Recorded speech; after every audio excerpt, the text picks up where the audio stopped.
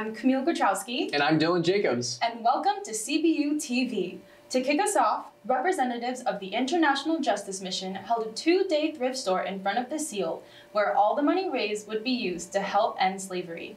CBU TV reporter Elmer Mejia Sagastume has more on this story. What's up, Lancers? My name is Elmer Mejia Sagastume from CBU TV. I'm currently standing here in front of Staples Courtyard, where behind me there's an ongoing thrift event. I had a chance to ask the organizers about the purpose of the thrift event. Let's check out what they had to say. So we're representing International Justice Mission, which fights to end slavery, modern day slavery.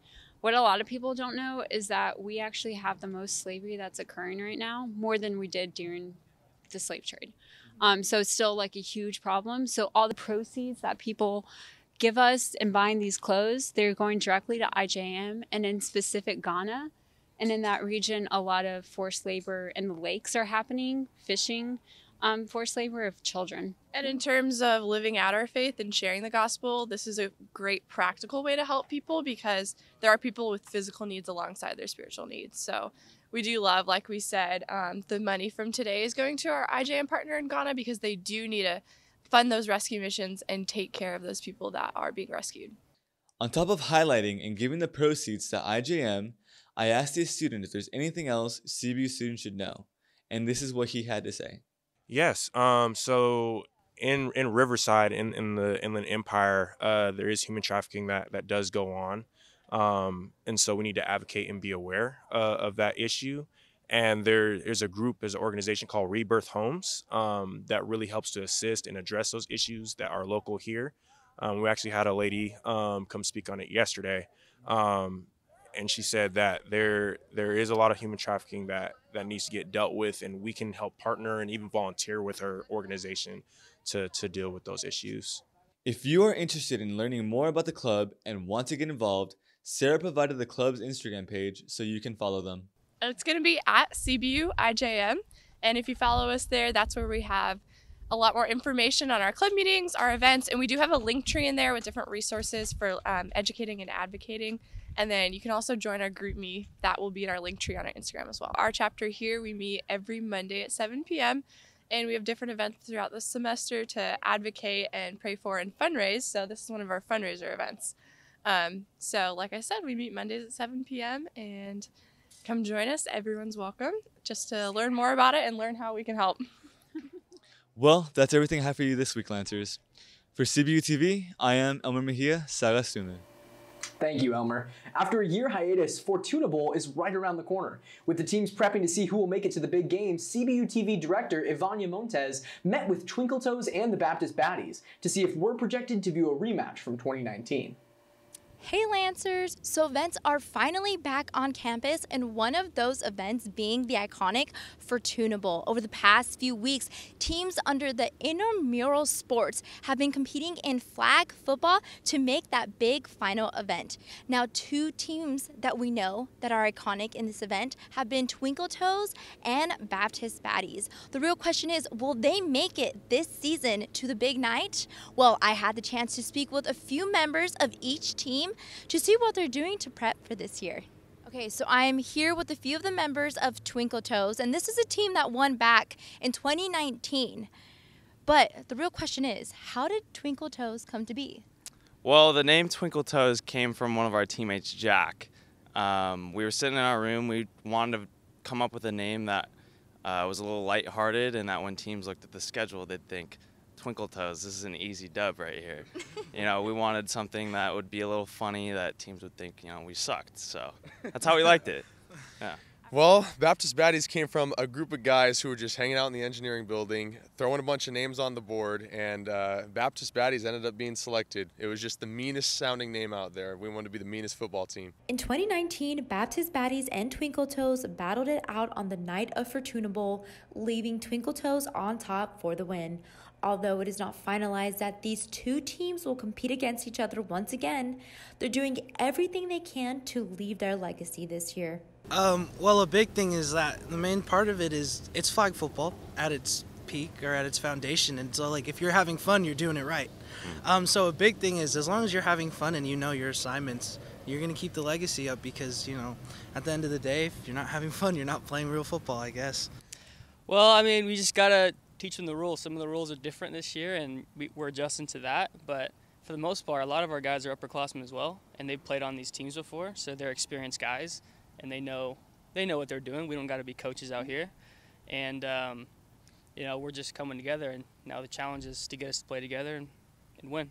And Fortuna Bowl takes place on family weekend, so be sure to be there. Invite family, invite friends. Before we go, obviously Twinkle Toes has some fans. So do you guys have any words for your fans?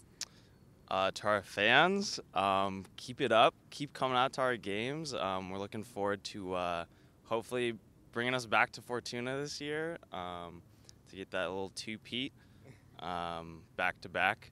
But yeah. Thank you to all of our fans, I guess.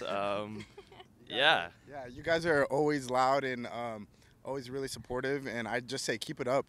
Keep the environment fun and light. Yes, it is competitive, but at the end of the day, I just love having fun and seeing everybody coming together. Come support the Baptist Baddies in the Fortuna Bowl this year. Let's go! Well, there you guys have it. The big night is on November 13th for Parent and Family Weekend. You're going to just have to wait to see if Twinkle Toes and Baptist Baddies make it this year. For CBU TV, I am Ivania Montes. Thanks, Ivania. With Hispanic Heritage Month coming to a close, CBU TV's Ignacio Dominguez and Diana Villa went to the celebration in Lancer Plaza for this installment of Lancer's Noticias. Hola, ¿qué tal? Yo soy Diana Villa. Y yo soy Ignacio Domínguez. Como podemos ver, ahorita estamos en Lancer Plaza, donde vamos a celebrar la fiesta del mes de la herencia hispana. Así es, Dayana, y detrás de mí ahorita se encuentran exhibiciones de arte de artistas latinos y hispanos, pero también habrá un grupo de salsa en vivo y lotería y comidas típicas de Latinoamérica. ¡Qué emoción! Sí, veamos cómo se vivió esa noche, ¿no? Veamos cómo se vive. Veamos. Entre juegos de lotería y bajo el papel picado, el evento de Calm Life en colaboración con el Club de Español unió a la comunidad de CBU para celebrar a los hispanos en el mes de la herencia hispana. Esta noche es más importante por nuestra cultura.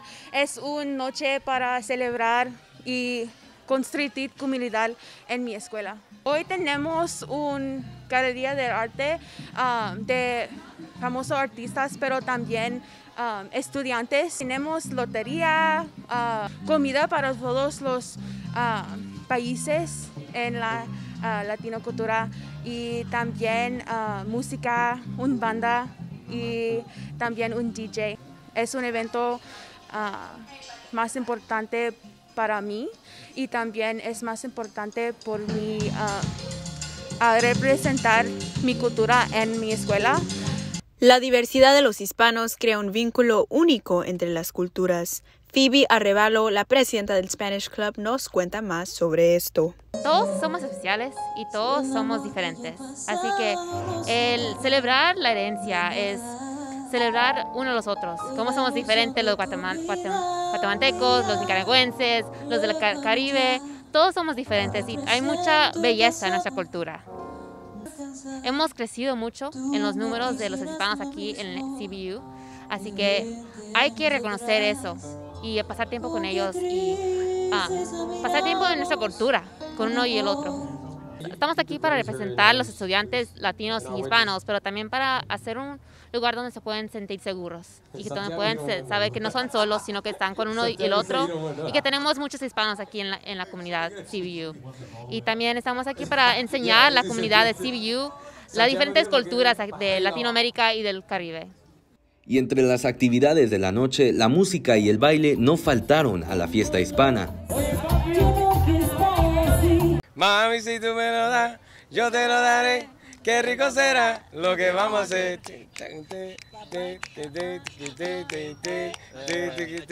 Mami, si tú me lo das, yo te lo daré. Qué rico será lo que vamos a hacer. Bueno, como pudimos ver, tuvimos una noche increíble. Tuvimos muchas tradiciones ricas de nuestra herencia hispana. Sí, además qué bonito es ver que representen a la cultura hispana dentro de la universidad. Bueno, eso es todo por hoy. Muchas gracias por acompañarnos. Para Lancer Noticias, yo soy Ignacio Domínguez. Y yo soy Diana Villa. Hasta la próxima. Gracias, Ignacio y Diana. Now it's time for what's going on in the world. To start, in an unfortunate turn of events, Colin Powell, former Secretary of State, dies of COVID-19 complications. California will soon require free menstrual products in all public schools and colleges beginning next year under a law signed by Governor Gavin Newsom. Beginning November 23rd, the city of LA will now require COVID-19 vaccination cards or a negative COVID-19 test 72 hours prior to the entrance of bars, gyms, concerts, and public establishments. The ports of Los Angeles and Long Beach are now operating 24 hours a day, 7 days a week, in an effort to relieve pandemic-related shipment issues. Hundreds of thousands of workers are on strike all across the nation.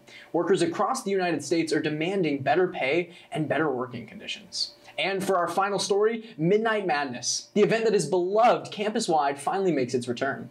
Reporters Wyatt Mitchinson and Brett Rosen asked our very own Lancer basketball players just how excited they were for the return. Hello, I'm Wyatt Mitchison. And I'm Brett Rosen. And we're here at Midnight Madness, where we got to talk to some of the Lancer basketball players and ask them just how excited they are that Midnight Madness is finally back. I'm here with the WAC Player of the Year, Ani Olaita, and we're here in preparation for Midnight Madness. We've had a year off. We're back. Just how excited are you to get in there for Midnight Madness? Well, Midnight Madness is amazing at CBU. They really set it up in like a great way. We're just excited to see like every student here just going crazy. Just really excited for that. Oh, I'm very excited. I missed it last year, so I'm just really happy just to see everybody and just, you know, feel the vibes, you know? Yeah, it's awesome to be back. Great to hear that roar. And it sets the tone for the rest of the year. We want everyone to be in the stands come game day, and we know that they're going to bring the energy and bring us a lot of wins, so we can't wait. So, how do you feel to finally have the CBU Crazies back in the stands? It's awesome. I love having the CBU, great culture around CBU and a great culture within, you know, the whole of CBU is just great in support of us, and I really appreciate it. And it just helps propel us to have a great season going forward. Man, I'm so excited. You know, fans are a huge part of our sport, and we missed that for a whole year. So to have them back in full attendance and full go, it's very exciting for me. Very exciting for the team. So excited to have them back. The CBU Crazies do so much for us. It's so much more than a game. It's a culture. It's a fun place to be, and they do so much for us in terms of just, you know, bringing the energy and helping us play the best to our ability. So I'm just so excited to have them there. Well, Lancers, that is it from us at Midnight Madness. We are so excited for the basketball season to finally be back. For CBU TV, I am Brett Rosen. And I'm Wyatt Mitchison. Well, that's all we have for you this time. Thank you so much for tuning in. Please remember to like, subscribe, and follow us on Instagram. For CBU TV, I'm Dylan Jacobs. And I'm Camille Grachowski, and we'll see you next time.